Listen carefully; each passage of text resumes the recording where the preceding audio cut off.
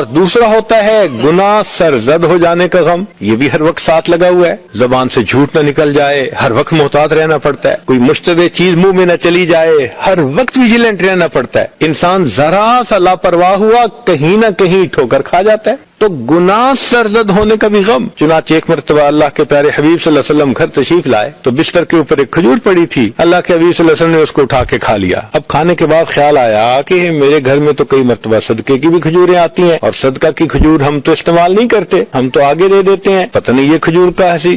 اب وہ ویریفائی نہیں ہو رہی تھی۔ ام المومنین فرماتی ہیں کہ نبی علیہ السلام میرے ساتھ بستر پر لیٹے رہے مگر کروٹیں بدلتے رہے۔ میں نے پوچھا اے اللہ کے حبیب صلی اللہ علیہ وسلم آج آپ کو نیند نہیں آ رہی؟ فرمانے لگے کہ میں نے جو کھجور کھا لی مجھے ڈر لگ رہا ہے کہیں وہ صدقے کی کھجور نہ ہو۔ یعنی اللہ کے حبیب صلی اللہ علیہ وسلم کو اتنا ڈر تھا اس بات کا کہ کہیں وہ صدقے کی کھجور نہ ہو جو میں نے کھا لی ہے۔ تو گناہ سرزد ہونے کا غم۔ سیدنا عمر فاروق لانو کی طبیعت کے اندر نظم و ضبط بہت تھا۔ ایک مرتبہ بازار میں سے گزر رہے تھے، ایک بندے کو دیکھا کہ جو بازار میں کھڑا ہے اور خواہ مخواہ لوگوں کا راستہ روکا ہوا ہے۔ حضرت عمر لانو کے ہاتھ میں درہ تھا، انہوں نے اس کے کپڑے پہ درہ مارا اور اس کو کہا کہ تجھے نظر نہیں آتا کہ تو لوگوں کا راستہ بند کر کے کھڑا ہے؟ وہ چپ کر کے ایک طرف ہو گیا۔ اب بعد میں عمر لانو کو خیال آیا کہ میں نے سختی کی، میں اس کو پولائٹلی بھی کہہ سکتا تھا کہ بھئی ایک طرف ہو جاؤ، شدت کر لی۔ اب عمر لانو اس کو ڈھونڈتے پھرے، وہ بندہ باہر سے آیا ہوا تھا، چلا گیا۔ 1 سال گزرنے کے بعد عمر لانو کی نظر پھر اسی بندے پر پڑی تو امیر المومنین نے اس کو بلایا اور اب اس سے پیار سے حال احوال پوچھے۔ پھر پوچھنے لگے کہ آپ نے حج کیا ہوا ہے؟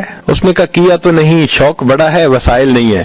مان لگے میں تجھے خرچہ دیتا ہوں تو جا حج کر کے آ۔ وہ بڑا خوش ہو گیا۔ جب وہ خوش ہو گیا تو عمر لانو نے فرمایا تجھے پتہ ہے میں تجھے حج کیوں کروا رہا ہوں؟ اس نے کہا نہیں، 1 سال پہلے میں نے تنبیہ کی خاطر تمہارے کپڑے پہ درہ مار دیا تھا اور مجھے اس وقت سے خیال تھا کہ مجھے تم سے سوری کرنی ہے، ملاقات نہیں ہو رہی تھی، اس کی مکافات کے طور پہ میں اب تمہیں حج کروا رہا ہوں۔ اس نے کہا حضرت مجھے تو یاد ہی نہیں تھا۔ فرمانے لگے تجھے یاد ہی نہیں تھا اور میں اس بات کو پورا سال بھولا ہی نہیں تھا۔ میں کیسے بھول سکتا تھا؟ یعنی ہمارے اکابر کو اتنی فکر ہوتی تھی کہ قیامت کے دن کہیں ہم سے پوچھ نہ لیا جائے۔ سیدنا عثمان غنی لانو نے اپنے غلام کو بھیجا کسی کام کی خاطر، وہ کام ٹھیک کرنے کی بجائے الٹا کام الٹا کر کے آ گیا، خراب کر کے آ گیا۔ اب کام خراب کر کے آ گیا تو بڑا غصہ آیا کہ بھئی سمجھا کے بھیجا تھا، بتا کے بھیجا تھا، نالائکی کی اس نے، بے دھیانی کی اور کام خراب کر دیا۔ تو عثمان غنی لانو نے اس کو بلایا اور اس کا کان مروڑا کہ تجھے سمجھا کے بھیجا تھا، بتا کے بھیجا تھا کہ یہ کام ایسے کرنا ہے، تو نے میرا نقصان کر دیا۔ خیر اب بات تو ہو گئی۔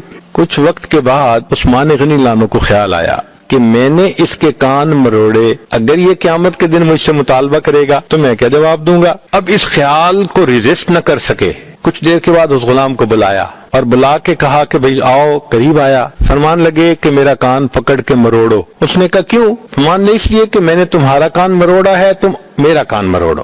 اس نے پہلے تو ذرا جھجک گیا، فرمایا نہیں جھجکنے کی ضرورت نہیں ہے، میں نے ایک عمل کیا ہے نا تو سیم عمل میرے ساتھ کر لو۔ چنانچہ اس نے کان مروڑا۔ جب وہ کان مروڑ رہا تھا عثمان غنی لانو فرمانے لگے اور زیادہ اس کان کو مروڑ لو، میں قیامت کے دن جواب دینے کے قابل نہیں ہوں۔